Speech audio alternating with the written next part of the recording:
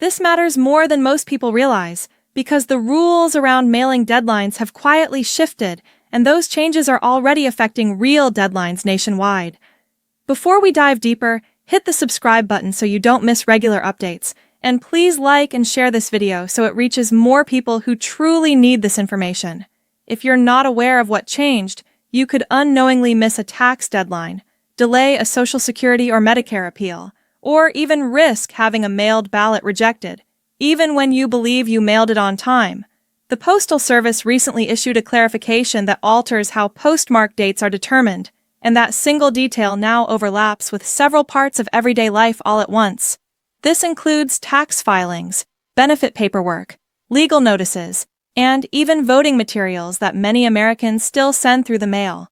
One small adjustment may not sound serious, but when that adjustment interacts with firm deadlines, strict filing rules, and government systems that don't allow flexibility, it can quickly turn into a real problem if you're caught off guard. Let me ask you something before we go any further. Have you ever dropped something in the mail right at the deadline and felt confident because you got it in on time? Most of us have done that at least once. I know I have. It's been the normal assumption for decades, and that's exactly why this change is catching so many people by surprise. For a very long time, Americans operated under one simple understanding. If you placed a letter in a blue mailbox or handed it to a postal clerk before the deadline, the postmark would reflect that date. That postmark acted as your official proof. It showed the day the Postal Service accepted your mail, and legally, that date mattered. Courts relied on it. Government agencies relied on it. The IRS relied on it. Election offices relied on it. But starting at the end of December, the Postal Service made something much more explicit. The official postmark date is now tied to when your mail is first processed at a postal facility, not when you drop it off. That distinction may sound small, but even a one-day difference can completely change the outcome. This is the part that tends to confuse people, so let's slow it down.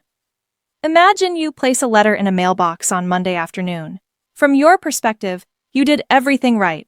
But if that letter doesn't reach a processing center until Tuesday becomes the postmark date. Even though you mailed it Monday, the official record shows Tuesday, and legally, Tuesday is what counts. So why is this happening now? The answer comes down to how the Postal Service operates today compared to how it worked years ago. Most mail is no longer postmarked at your local post office. Instead, postmarks are applied at large regional processing and distribution centers.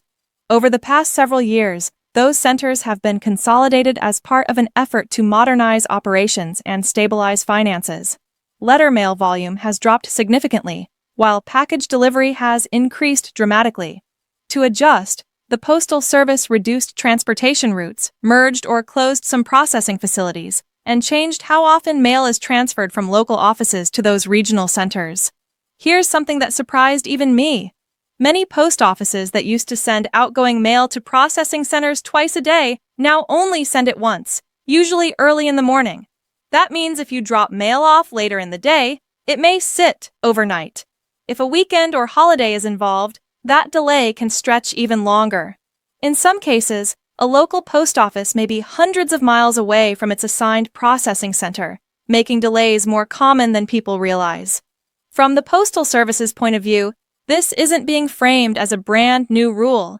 They describe it as a clarification of how postmarks have technically always worked. According to them, postmarks were never meant to reflect drop-off time, but rather processing time. They also note that customers who need certainty still have options, like requesting a hand-applied postmark at the counter, using certified or registered mail, or getting proof of mailing. But here's where this starts to impact everyday life in a serious way. Let's talk about taxes, because this is where many people could get burned.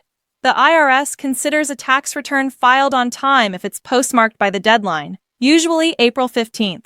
Now imagine you mail your return on April 15th and feel relieved, thinking you're done. If it isn't processed until April 16th, the postmark reflects April 16th, and suddenly your return is officially late. Being even one day late can trigger penalties if you owe taxes. The late filing penalty can be 5% of what you owe per month, up to 25%. There's also a late payment penalty, plus interest that adds up daily. Over time, that can turn into a significant amount of money. Some people might think this doesn't matter because even charitable donations can be affected. If you mail a donation on December 31st, but it's postmarked January 2nd, that donation may apply to the following tax year instead of the one you intended. File electronically, but millions of Americans still rely on paper mail. Around 10 million tax returns are still filed on paper every year, and roughly 13% of households continue to pay bills by mail. For many seniors, this isn't about preference. It's about familiarity, access, and trust in systems they've used for decades. That brings us to Social Security and Medicare, where this change can have serious consequences. Many forms, appeals, and deadlines within these programs are strict. Missing a deadline can result in an automatic denial. That denial can delay benefits, disrupt coverage, or postpone access to medical care. If you're relying on mailed paperwork and assuming the postmark reflects when you dropped it off, you could be caught off guard. Groups like AARP have already warned that the gap between drop-off date and postmark date is likely to grow, not shrink.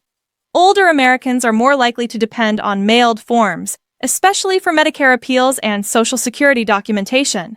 Now, let's talk about voting, because this is where the issue becomes even more sensitive. Mail-in voting expanded significantly during the pandemic. While usage has declined since then, it remains a major part of elections. Currently, 14 states allow ballots to be counted after Election Day, as long as they are postmarked by Election Day. Imagine a voter drops off their ballot on Election Day, believing they followed the rules. If that ballot isn't processed until the next day, the postmark could invalidate it in those states. This isn't theoretical. Election officials in states like California and Oregon have already warned voters, especially those who live far from processing centers, to mail ballots earlier than expected. All of this is happening while mail-in voting remains under intense political scrutiny. President Donald Trump has repeatedly criticized mail-in voting and pushed for tighter restrictions. The Postal Service maintains that this clarification is operational, not political. Still, critics argue that any change increasing the likelihood of rejected ballots deserves close attention. So, what do you actually do with this information?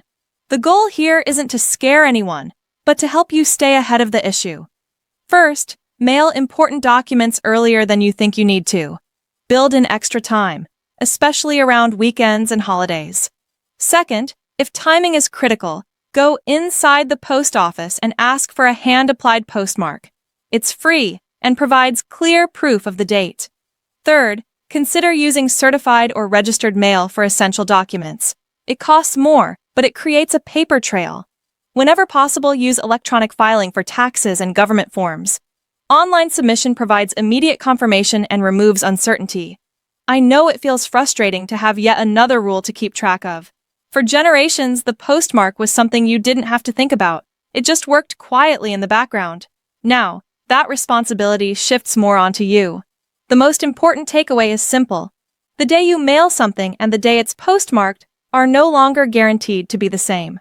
That single shift can impact your finances, your benefits, and your voice in an election. Knowing this gives you control. It allows you to plan ahead, protect yourself, and avoid problems that could have easily been prevented with a little extra awareness.